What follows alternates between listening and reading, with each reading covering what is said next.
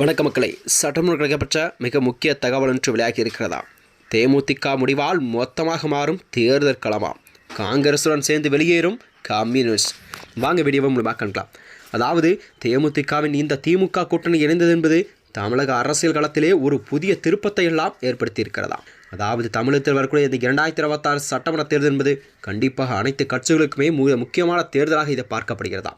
அனைத்து கட்சிகளும் தங்கள் கூட்டணி தொகுதி பங்கிடன அரசுகளில் மும்பாரமாக செயல்பட தொடங்கும். அந்த வகையில்தான் கண்டிப்பாக இந்த மாற்றத்தால் காங்கிரஸ் மற்றும் இடதுசாரிகள் எல்லாம் பெரும் அதிருப்தியில் உள்ளதாகவும் மும்முனை போட்டியாக தமிழகத்தில் கண்டிப்பாக அரசியல் களம் மாறக்கூடிய சூழல் தான் உருவாகி கொண்டிருக்கிறதா? இந்த வகையில்தான் அதாவது தேர்தல் நெருங்க வேட்பாளர்களை விட வாக்காளர்களுக்கே படப்படை அதிகரிப்பு தொடங்கி இருக்கிறதா?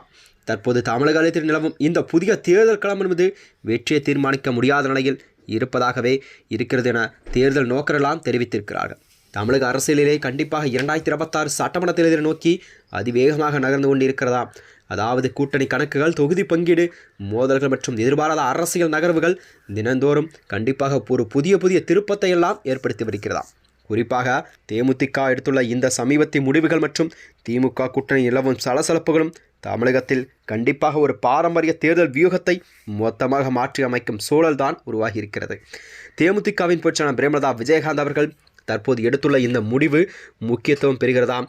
அதாவது பல ஆண்டுகாலமாகவே அதிமுக மற்றும் பாஜகவுடன் கூட்டணி அமைத்து வந்த தேமுதிக தற்பொழுது திமுக தலைவரான ஒரு மதச்சார்பற்ற முற்போக்கு கூட்டணியில் ஒரு அதிகாரப்பூர்வமாக தங்களை இணைத்துக் கொண்டது. இந்த மாற்றம் என்பது ஆளுங்கட்சிக்கு பலத்தை சேர்த்தாலும் எதிர்க்கட்சியான அதிமுகவிற்கு ஒரு பெரும் பின்னடைவாகத்தான் இதை பார்க்கப்படுகிறது.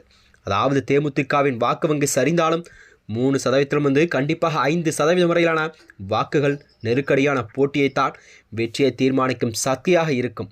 தேமுதிக வருகையால் திமுக கூட்டணி உள்ள மற்ற கட்சிகளின் அதிருப்தி நிலவைக்கும் தகவல் வருகிறதாம். குறிப்பாக தேமுதிகவிற்கு அதிக தொகுதிகள் அல்லது ஒரு மாநிலங்களவையிடம் ஒதுக்கப்படலாம் என்ற சூழல் காங்கிரசுக்கும் இடதுசாரிகளுக்கும் ஒதுக்கப்படும் இடங்கள் குறைய வாய்ப்பு இருக்கிறதா?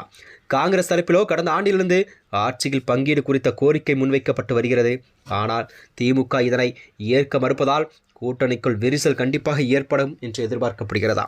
இந்த நிலையில்தான் இடதுசாரிகளை பொறுத்தவரை புதுச்சேரியில் திமுக காங்கிரஸ் இடையே நிலவும் தலைமை போட்டியால் ஏற்கனவே அதிருப்தியுள்ளார்கள். தமிழகத்திலும் தங்களுக்குரிய முக்கியத்துவத்தை குறைக்கும் பட்சத்தில் காங்கிரசுடன் இணைந்து அவர்கள் ஒரு மாற்று அணியை கண்டிப்பாக குறித்து சிந்திப்பதாக அரசியல் வட்டாரங்கள்லாம் தெரிவிக்கிறது. இதனைத் தொடர்ந்துதான் விஜய் கூட தொடங்கியுள்ள தமிழக வெற்றி கழகம் போன்ற புதிய சக்தியுடன் இவர்கள் இணையக்கூடும் என்ற வியூகம் வகுத்து வருகிறதா? அதாவது மார்க்சிஸ்ட், காங்கிரஸ் போன்ற கட்சிகள் எல்லாம் கண்டிப்பாக விஜயுடன் கூட்டணி அறிவிப்பை கண்டிப்பாக வெளியிடலாம் என்ற செய்திதான் பரவலாக பேசப்பட்டு வருது. மேலும் இது போன்ற வீடியோக்களை தெரிந்து கொள்ள நமது சேனலை மறக்காமல் சப்ஸ்கிரைப் செய்து கொள்ளும். நன்றி, வணக்கம்.